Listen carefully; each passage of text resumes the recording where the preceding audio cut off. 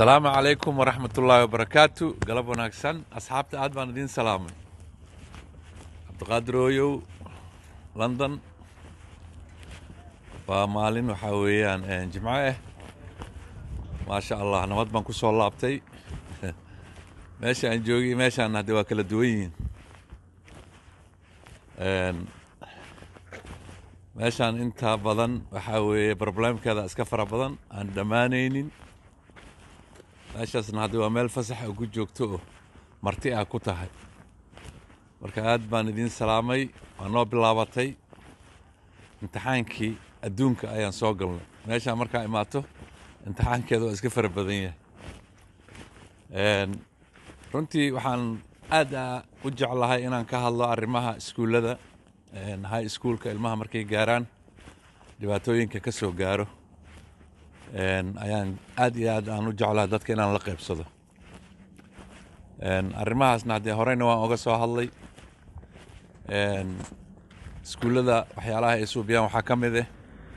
ilmaha markay isfahmi waayaan ama macallinka iska hor imaadaan waxay isku dayaan inay u gudbiyaan qaybta caafimaadka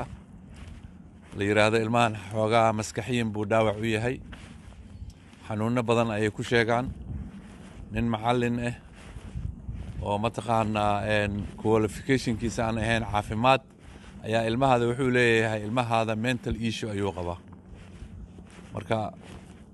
waana runtii wax aad looga xumaado wey waana wax isoo maray su-aasha aan weydiiyey macallinkaasna waxaan warniyo adi macallin baa tahay goormaad go-aankan qaadatay baan iri gabadhayda ama ilmahayga wiilkayga inuu xanuunsan yahay runtii su-aalaha markaa weydiiso isma dhahayin su-aalahaas qofkan wuu ku weydiin doonaa siiba marka jinsigeeda aad ka soo jeedo Soomaali qofka wax alla waxa afkiisa soo mara ayuu kugu dhahayaa marka runtiina su-aashaas markii aan weydiiyey uu jawaabta i siiyey xagga caafimaad darrada waxaan ku oranayo aad baa ugu khaldan tahay mana ku aaminsani waxaad ii sheegayso dagaalkeygana meeshaasuu ku bilowday iskuulkii markaan dabagal badan ku suubiyey waxaa dhacday dhowr family oo iskuulkaa dhiganayay inay ilmahoodii kala baxeen xisaabta markaan isku dhufto waxaa ii soo baxday dhibaatooyinka lagu hayo ilmaha Soomaalida inay dhibaatooyinka kale ay ka badan yihiin oo ilmaha Soomaalida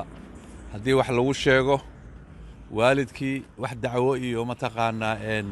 inayna suubinin oo waxa ugu fudud ay tahay qofka ilmihiisa inuu la cararo aad baan uga xumaaday waana u sheegay aniga waxaan ku iri aniga ilmahan meel aan oola cararay ma jirto haddii macallinka uu khaldan yahay macallinka tagaayo haddii head teacherka ama qolooyinkan la yiraahdo mataqaanaa safe guardianka haddii khaldan yahay ayaga tagaayo waa garateen Soomaa sababtoo waxa weeye qofka hadduu mishaar qaato dawladda u shaqeeyo ama publicada u shaqeeyaba waxa weeye waa in shaqadiisa uu ka soo baxo weeye ma garatay qofka markuu shaqadiisa ka soo baxana mishaarkiisu helaya laakiin annaga dhibaatadan haysataa waxay tahay mujtamaca Soomaaliyeed qofka haddii uu macallin yahay ama social service yahay xoogaa waxaa laga yaabaa inay nacerceersadaan waana ka dareemaysaa runtii ma garatay dadka waxayna ogeen waxa weeye dadka inay mishaar qaataan haddii dembi lagu helana in shaqadana laga fiijin karo in la xiri karana sababtoo waxa weeye qofka markuu publica u shaqeeyo uu sharciga jabiyo waxa weeye xarig buu xataa tegi karaa waa garateen Soomaa marka walaalaha Soomaaliyeed waxaan idin sheegayaa ku nool London ilmaha Soomaalida majority waxaa loo diraa takhaatiir oo la leeyahay caafimaadkooda ma fiicna waxaas in laga dhegeysta ma aha in laga yeelana ma aha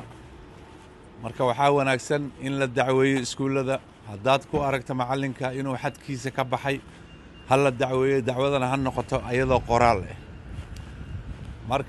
markaad macallimiinta dacweysana waxa weeyaan dee stage kala leedahay stage 2 wax la dhahdo u gudbi haddaa state tugas aad ku qanacsanaan weysana waxaad u gudbaysaa qaybta educationka marka intaasna fikirkaasaan rabaa inaan ummadda Soomaaliyeed la wadaago ku nool waddanka Ingiriiska aad baan idin salaamay waa maalin jimce galab khayr baan isku ognahay galab wanaagsan